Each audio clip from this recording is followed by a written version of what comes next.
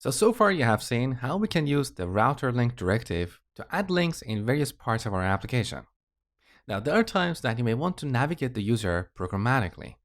For example, here on the profile page, I have added a submit button. When we click this button, imagine we're going to call the server to update the user's profile, and then eventually we want to navigate them back to the list of followers. So when I click this, we're back on the list of followers, and we also have these optional query parameters in the URL.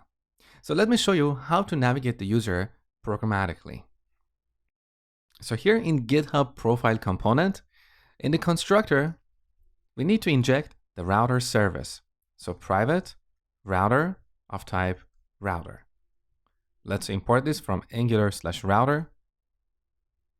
So on the top, you can see this is defined in Angular/router library.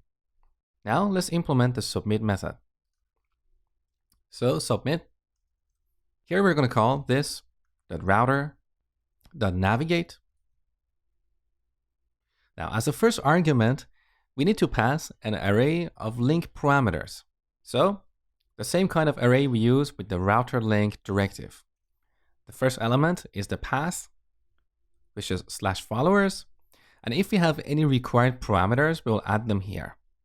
Okay. Now in this case, we don't have any required parameters, so I'm going to delete these.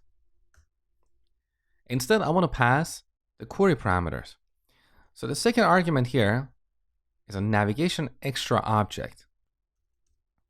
In this object, we have a property called query params, and we set this to an object. Here we'll have two properties, page 1 and order newest. Exactly like what we had in the markup. Now let's test this.